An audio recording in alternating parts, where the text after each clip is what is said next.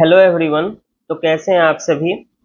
तो हम जनवरी से लेकर अगस्त तक का करंट अफेयर सीरीज चला रहे हैं। इसमें यह पॉलिटी का अंतिम वीडियो है। अन्य लेक्चर को देखने के लिए आप प्लेलिस्ट को सर्च कर सकते हैं। तो आइए शुरू करते हैं।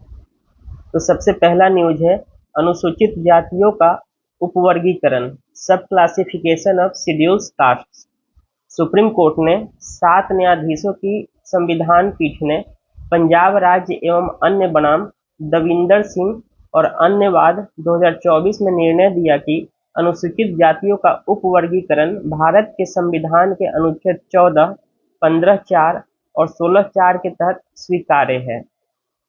सुप्रीम कोर्ट के अनुसार राज्य एससी समुदाय के भीतर अधिक वंचित समूहों को अतिरिक्त कोटा प्रदान करने हेतु अनुसूचित जातियों का उपवर्गीकरण कर सकती है।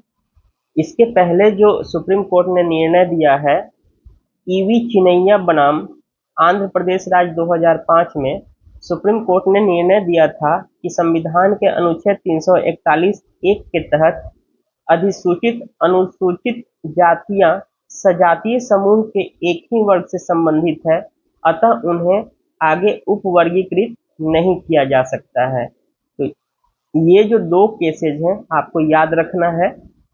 एक हो गया पंजाब राज्य एवं अन्य बनाम दविंदर सिंह 2024 और ईवी चिनैया बनाम आंध्र प्रदेश राज्य 2005। ठीक है। तो अब इसमें जिन अनुच्छेदों को हमने शामिल किया था उसका विस्तृत देख लेते हैं। तो अनुच्छेद 14 क्या कहता है, राज्य भारत में सभी नागरिकों को कानून के समक्ष समता या कानून के समान संरक्षण से वंचित नहीं करेगा। अनुच्छेद 15(4) क्या कह रहा है, यह अनुच्छेद राज्य को सामाजिक और शैक्षणिक रूप से पिछड़े नागरिकों के किसी भी वर्ग या अनुसूचित जातियों एवं अनुसूचित जनजातियों के उत्थान के लिए विशेष प्रावधान करने में सक्षम बनाता है। अनुच्छेद 16(1) क्या कहता है कि राज्य सरकार के अधीन किसी भी पद पर नियुक्ति या नियोजन अथवा रोजगार से संबंधित मामलों में सभी नागरिकों को समान अवसर प्रदान करेगा। अनुच्छेद 16(4) क्या कहता है, यह अनुच्छेद राज्य को नागरिकों के किसी भी पिछड़े वर्ग के लिए नियुक्तियों या पदों के आरक्षण का प्रावधान करने का अधिकार देता है जिसका राज्य के अधीन सेवाओं में पर्याप्त प्रतिनिधित्व नहीं है। अनुच्छेद 341(1) क्या कहता है, तो भारत का राष्ट्रपति किसी भी राज्य या केंद्र शासित प्रदेश में कुछ जातियों, मूल वंशों या जनजातियों को आधिकारिक तौर पर अनुसूचित जातियों के रूप में नामांकित कर सकता है। तो ये किसका काम है, तो राष्ट्रपति का। अनुच्छेद 341(2) क्या कहता है, संसद कानून बनाकर किसी भी जाति, मूल वंश या जनजाति को अनुसूचित जातियों की सूची से शामिल कर सकती है या सूची से हटा सकती है। तो अनुसूचित जाति को शामिल करना और उसे हटाना लिस्ट से किसका अधिकार है, तो संसद कानून बना के ऐसा कर सकती है। और इसकी घोषणा कौन कर सकता है, तो वो राष्ट्रपति करता है। यह राज्यों का अधिकार नहीं है। इसी से संबंधित एक अन्य न्यूज देख लेते हैं। तो देखिए अनुच्छेद 341 के बारे में ही है। सुप्रीम कोर्ट ने निर्णय दिया है कि राज्य संविधान के अनुच्छेद 341 के तहत जारी अनुसूचित जाति सूची में बदलाव नहीं कर सकते हैं। शीर्ष न्यायालय ने आर्थिक रूप से पिछड़े समुदाय को अनुसूचित जाति सूची में शामिल करने के बिहार सरकार के प्रस्ताव को खारिज कर दिया। अनुच्छेद 341 के बारे में क्या, जो ऊपर मैंने बताया फिर से देख लीजिए। राष्ट्रपति आधिकारिक तौर पर कुछ समूहों को किसी राज्य विशेष या केंद्र शासित प्रदेश के लिए अनुसूचित जाति के रूप में नामित कर सकते हैं। राज्यों के मामले में राज्यपाल से परामर्श के बाद किसी समूह को एससी सूची में शामिल किया जाता है। इस श्रेणी में संपूर्ण जाति, मूल वंश, जनजाति या उपसमूह शामिल हो सकते हैं। संसद कानून बनाकर अनुसूचित जातियों की सूची में नए समूह को शामिल कर सकती है या किसी समूह को सूची से हटा सकती है। ठीक है, तो ये स्टेट गवर्नमेंट नहीं कर सकती है। थर्ड न्यूज भी अनुसूचित जाति से ही संबंधित है। तो अनुसूचित जाति और अनुसूचित जनजाति अत्याचार निवारण अधिनियम 1989 के बारे में है। सुप्रीम कोर्ट के 2 न्यायाधीशों की पीठ ने स्पष्ट किया कि अनुसूचित जाति और अनुसूचित जनजाति अधिनियम 1989 की धारा 18 के तहत अग्रिम जमानत पर रोक का सख्त प्रावधान तब तक नहीं लागू होगा जब तक कि आरोपी के खिलाफ प्रथम दृष्टया अपराध साबित न हो जाए। तो ये ध्यान रखना है। नेक्स्ट न्यूज समान नागरिक संहिता यूनिफॉर्म सिविल कोड के बारे में है। प्रधानमंत्री ने स्वतंत्रता दिवस समारोह पर अपने भाषण में समान नागरिक संहिता के पक्ष में समर्थन व्यक्त किया। यूसीसी पूरे देश में सभी नागरिकों के लिए एक समान कानून लागू करने का प्रावधान करती है। यूसीसी का अर्थ क्या है? यह समान कानून सभी धार्मिक समुदायों के विवाह, तलाक, विरासत, गोद लेने, उत्तराधिकार जैसे व्यक्तिगत मामलों में एक समान रूप से लागू होगा। वर्तमान में गोवा भारत का एकमात्र ऐसा राज्य है जहां एक प्रकार का यूसीसी पहले से ही लागू है। यह पुर्तगाली नागरिक संहिता 1867 यहाँ पर लागू है। उत्तराखंड ने इसी वर्ष 2024 में यूसीसी को अपनाया है। देखिए संविधान में यूसीसी को लेकर क्या प्रोविजन है। तो संविधान के भाग 4 के तहत अनुच्छेद 44 के अनुसार राज्य भारत के संपूर्ण राज्य क्षेत्र में नागरिकों के लिए एक समान नागरिक संहिता लागू करने का प्रयास करेगी। तो अगर ये लागू होता है तो इससे क्या होगा? इससे लैंगिक न्याय, राष्ट्रीय एकता, संविधान के अनुच्छेद 14 में निहित कानून के समक्ष समानता को भी बढ़ावा मिलेगा। अब देख लीजिए कि समान नागरिक संहिता पर सुप्रीम कोर्ट ने क्या क्या निर्णय दिया है। तो फर्स्ट केस था अहमद खान बनाम शाह बानो बेगम वाद 1985। इस मामले में सुप्रीम कोर्ट ने लैंगिक न्याय और व्यक्तिगत कानूनों के समानता की आवश्यकता पर जोर दिया। सेकंड जो केस है सरला मुदगल और अन्य बनाम भारत संघ और अन्यवाद 1995। तो इस मामले में सुप्रीम कोर्ट ने व्यक्तिगत कानूनों में सुधार की आवश्यकता पर बल दिया ताकि उनका दुरुपयोग रोका जा सके। इस विचार को लिली थॉमस मामले 2000 में भी दोहराया गया था, जिसमें कोर्ट ने व्यक्तिगत कानूनों में सुधार की दिशा में एक समान दृष्टिकोण अपनाया था। थर्ड जो केस है वो 2017 का है सायरा बानो बनाम भारत संघवाद। इस निर्णय में सुप्रीम कोर्ट ने तलाक़े विद्दत शरीयत अधिनियम 1937 के तहत त्वरित और अपरिवर्तनीय तलाक को एक मनमानी प्रथा मानते हुए इसे असंवैधानिक घोषित कर दिया था। तो जो 3 तलाक का मसला है उसको असंवैधानिक कब घोषित किया गया? तो 2017 में सायरा बानो मामले में। ठीक है। एक देखिए लेटरल एंट्री का मामला चल रहा था, जिसको सरकार ने अभी कैंसिल कर दिया है, लेकिन हम देख लेते हैं कि संविधान में या कब कब इसको बढ़ावा देने की बात की गई है। तो देखिए सबसे पहले 1966 में गठित प्रथम प्रशासनिक सुधार आयोग, इसके अध्यक्ष मोरारजी देसाई थे। इस आयोग ने पहली बार लेटरल एंट्री का प्रस्ताव प्रस्तुत किया था। द्वितीय प्रशासनिक सुधार आयोग ने लेटरल एंट्री को संस्थागत बनाने की सिफारिश की थी। 2016 में शशि थरूर की अध्यक्षता में संसदीय स्थायी समिति, इस समिति ने विविध क्षेत्रों में प्रतिष्ठित व्यक्तियों को प्रशासन में शामिल करने की सिफारिश की थी। नीति आयोग 2017 के 3 वर्षीय कार्य एजेंडा और गवर्नेंस पर सचिवों के सिलेक्टोरल ग्रुप की रिपोर्ट 2017 में मध्यम एवं वरिष्ठ प्रबंधन स्तरों पर लेटरल एंट्री की सिफारिश की थी। 2018 में लेटरल एंट्री भर्तियों की आधिकारिक घोषणा की गई। तो एक बैच पहले लेटरल एंट्री में शामिल किया जा चुका है। डिलिमिटेशन कमीशन परिसीमन आयोग से संबंधित है।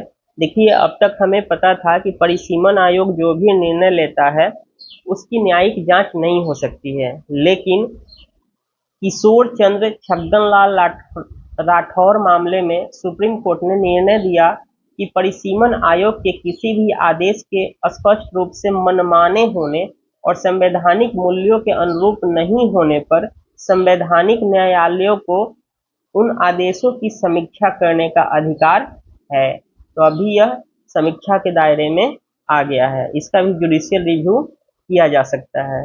इससे पहले गुजरात हाई कोर्ट ने परिसीमन कार्य को चुनौती देने वाली याचिका को खारिज कर दिया था। हाईकोर्ट ने संविधान की अनुच्छेद 329A का संज्ञान लेते हुए कहा था कि यह अनुच्छेद चुनाव संबंधी मामलों में न्यायालय के हस्तक्षेप को रोकता है, तो ये ध्यान देना है। देखिए, अब परिसीमन के बारे में जान लीजिए। तो यह लोकसभा और विधानसभाओं के लिए प्रत्येक राज्य में सीटों की संख्या एवं प्रादेशिक निर्वाचन क्षेत्र की भौगोलिक सीमा तय करने की प्रक्रिया है। संविधान के अनुच्छेद 82 के अनुसार परिसीमन का कार्य ऐसे प्राधिकारी द्वारा और ऐसी रीति से किया जाता है जिसे संसद कानून के माध्यम से निर्धारित करे। परिसीमन आयोग का गठन परिसीमन आयोग अधिनियम के तहत भारत का राष्ट्रपति करता है। ठीक है, भारत में अब तक परिसीमन आयोग 4 बार गठित हुए हैं। पहला 1952, दूसरा 1963, तीसरा 1973 और चौथा 2002 में। तो नेक्स्ट जो न्यूज है वो सीबीआई के बारे में है। तो देखिए, सीबीआई हमेशा सालों भर चर्चाओं में रहती ही है। अभी भी सुप्रीम कोर्ट ने इसे तोता कहा था। ठीक है, तो आइए देखते हैं सीबीआई की उत्पत्ति कब हुई। तो संस्थानम समिति बनी थी, किसके लिए? तो भ्रष्टाचार को रोकने के लिए। और यह समिति कब बनी थी? 1962 में बनी थी और इन्होंने अपना रिपोर्ट दिया था और इसी के सिफारिश पर 1963 में सीबीआई की स्थापना की गई। सीबीआई किस मंत्रालय के अंतर्गत आता है? तो कार्मिक, पेंशन और लोक शिकायत मंत्रालय के अधीन कार्य करता है। इसकी स्थिति क्या है? तो एक गैर संवैधानिक संस्था है। यह दिल्ली विशेष पुलिस स्थापना अधिनियम 1946 द्वारा शासित होता है। इसकी कार्य प्रणाली क्या है? तो सीबीआई भारत में प्रमुख जांच पुलिस एजेंसी है, ध्यान रखना है। यह इंटरपोल के सदस्य देशों की ओर से जांच का समन्वय भी करती है। इसका मोटो क्या है? तो इंडस्ट्री, इम्पार्शियलिटी एंड इंटीग्रिटी, उद्यमिता, निष्पक्षता एवं सत्यनिष्ठा। 2021 में राष्ट्रपति ने सीबीआई और ईडी के निदेशकों के कार्यकाल को 2 साल के निश्चित कार्यकाल से बढ़ाकर 5 साल तक बढ़ाने के लिए 2 अध्यादेश जारी किए थे। तो पहले जो है सीबीआई का कार्यकाल निश्चित होता था, उनके महानिदेशक का, वो होता था 2 वर्ष का, लेकिन उसको अब बढ़ा के 5 साल कर दिया गया है, मतलब 5 साल तक बढ़ाया जा सकता है। सीबीआई द्वारा जांच किए जाने वाले मामलों में भ्रष्टाचार है, आर्थिक अपराध है, विशेष अपराध, तो इस तरीके के मामलों की यह जांच करती है। सीबीआई के लिए राज्य की सहमति की स्थिति क्या है वो देखते हैं। तो सामान्य सहमति मामले पर सीबीआई को राज्य में प्रत्येक या अलग अलग मामलों की जांच के लिए हर बार नई सहमति लेने की आवश्यकता नहीं होती है।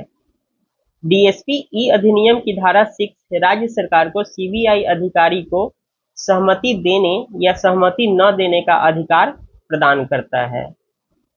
वर्तमान में पश्चिम बंगाल, पंजाब, तेलंगाना तथा हाल ही में कर्नाटका ने अपनी सामान्य सहमति को वापस ले लिया है।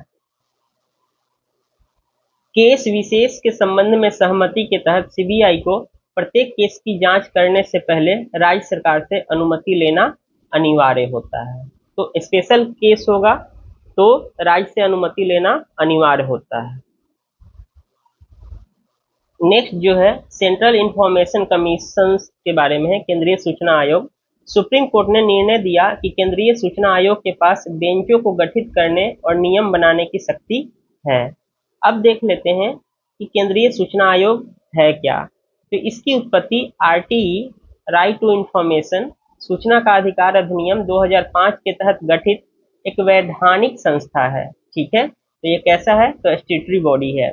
इसका उद्देश्य भारतीय नागरिकों को सरकार के पास उपलब्ध साझा करने योग्य सूचना की प्राप्ति सुनिश्चित करना है। आरटीई का कार्य क्या है? तो आरटीआई कार्य है आरटीआई अधिनियम के बारे में किसी भी नागरिक से शिकायतें प्राप्त करना और उनकी जांच करना, द्वितीय अपील का निपटारा करना। सदस्य कितने होते हैं? तो आयोग में एक मुख्य सूचना आयुक्त होता है और अधिकतम 10 सूचना आयुक्त हो सकते हैं। नियुक्ति कौन करता है? तो मुख्य सूचना आयुक्त और सूचना आयुक्तों की नियुक्ति राष्ट्रपति द्वारा एक समिति की सिफारिश पर की जाती है। और इस समिति में कौन शामिल होते हैं?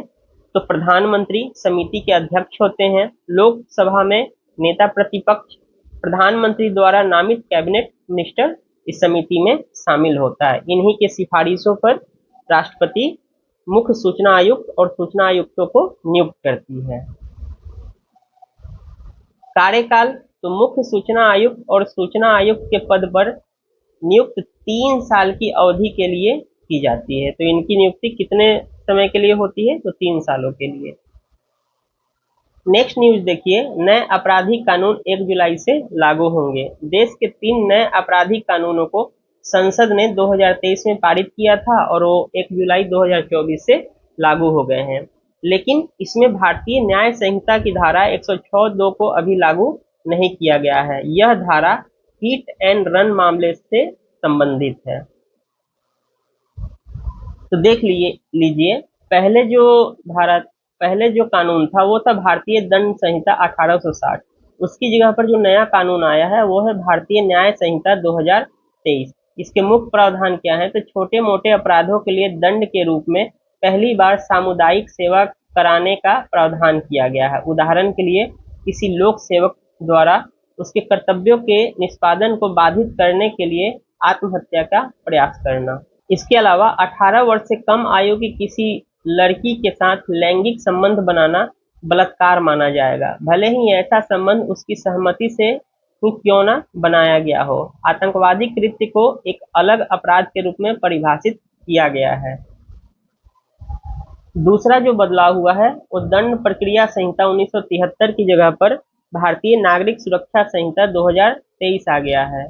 इसमें क्या प्रावधान है? तो विचाराधीन कैदियों की हिरासत, मृत्यु दंड और आजीवन कारावास की सजा वाले कई लंबित आरोपों को छोड़कर यदि किसी आरोपी व्यक्ति ने जांच या सुनवाई के दौरान किसी अपराध के लिए कारावास की अधिकतम अवधि का आधा हिस्सा हिरासत में बिता लिया है तो उसे न्यायालय द्वारा जमानत पर रिहा कर दिया जाएगा। हस्ताक्षर और उंगलियों की छाप, फिंगरप्रिंट जिसको बोलते हैं, यह कानून फर्स्ट क्लास मजिस्ट्रेट को किसी भी व्यक्ति के हस्ताक्षर, हैंडराइटिंग, उंगलियों की छाप और आवाज के नमूने एकत्र करने की अनुमति प्रदान करता है, चाहे वह व्यक्ति गिरफ्तार किया गया हो अथवा नहीं। तीसरा जो बदलाव हुआ है वो भारतीय साक्ष्य अधिनियम 1872 की जगह पर भारतीय साक्ष्य अधिनियम 2023 आ गया है। तो इसमें क्या प्रावधान है? तो साक्ष्य के रूप में इलेक्ट्रॉनिक या डिजिटल रिकॉर्ड की स्वीकार्यता। इसके अंतर्गत यह प्रावधान किया गया है कि इलेक्ट्रॉनिक या डिजिटल रिकॉर्ड का कानूनी प्रभाव कागजी रिकॉर्ड के समान ही होगा। मौखिक साक्ष्य के बारे में क्या कहा गया है? तो मौखिक साक्ष्य के अंतर्गत जांच के दौरान किसी तथ्य के संबंध में गवाहों द्वारा न्यायालय के समक्ष दिए गए बयान शामिल है। इस अधिनियम के तहत इलेक्ट्रॉनिक रूप से दी गई किसी भी सूचना को मौखिक साक्ष्य माना जाएगा। नेक्स्ट जो न्यूज है भारत के राष्ट्रीय मानवाधिकार आयोग के बारे में है, NHRC, national human rights commission. इसका मुख्यालय कहाँ है? नई दिल्ली में। इसकी उत्पत्ति कैसे हुई है? तो यह मानवाधिकार संरक्षण अधिनियम 1993 के तहत स्थापित एक सांविधिक स्टैट्यूटरी निकाय है। ठीक है, स्टैट्यूटरी बॉडी है। मानवाधिकार संरक्षण अधिनियम में 2006 और 2019 में संशोधन किया गया था। इसमें नियुक्ति कैसे होती है? तो आयोग के अध्यक्ष और सदस्यों की नियुक्ति भारत के राष्ट्रपति द्वारा प्रधानमंत्री की अध्यक्षता वाली समिति की सिफारिशों पर किया जाता है। और इस समिति में कौन शामिल होते हैं? तो इस समिति में अध्यक्ष के रूप में प्रधानमंत्री होते हैं। उसके अलावा लोकसभा अध्यक्ष, गृह मंत्रालय का प्रभारी मंत्री, लोकसभा और राज्यसभा के विपक्ष के नेता और राज्यसभा का उपसभापति इसमें शामिल होता है। इसका कार्यकाल कितने समय का होता है? तो एनएचआरसी के अध्यक्ष और सदस्य 3 साल या 70 वर्ष की आयु तक जो भी पहले हो पद पर बने रहेंगे। अध्यक्ष और सदस्य दोनों पुनर्नियुक्ति के लिए पात्र हैं। इनको पद से कैसे हटाया जाता है? तो अध्यक्ष और सदस्यों दोनों को सुप्रीम कोर्ट से परामर्श के बाद सिद्ध कदाचार या अक्षमता के आधार पर राष्ट्रपति के आदेश से पद से हटाया जा सकता है। एनएचआरसी की शक्तियां क्या हैं? तो इसे सिविल प्रक्रिया संहिता 1908 के तहत और विशेष रूप से निम्नलिखित मामलों के संबंध में एक सिविल न्याय की सभी शक्तियां प्राप्त होती है। अब इसकी संरचना देख लीजिए। तो अध्यक्ष भारत का एक सेवानिवृत्त रिटायर्ड मुख्य न्यायाधीश या सुप्रीम कोर्ट का एक न्यायाधीश इसका अध्यक्ष होता है।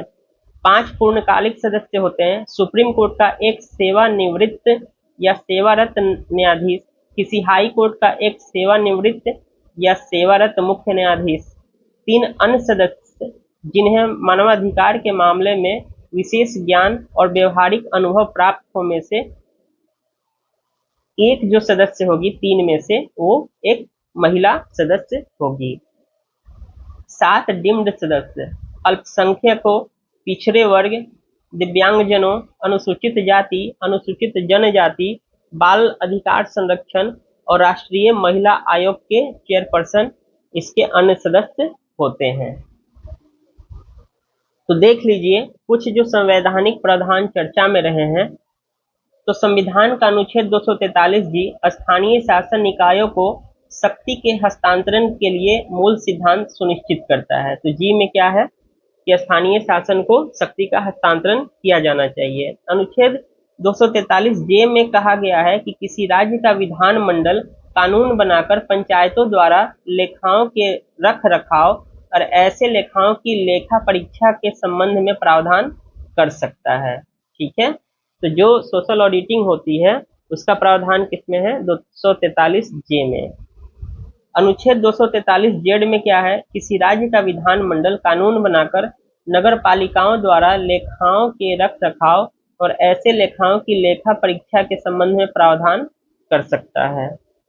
इसके अलावा एक अनुच्छेद 282 है जो चर्चा में रहा था।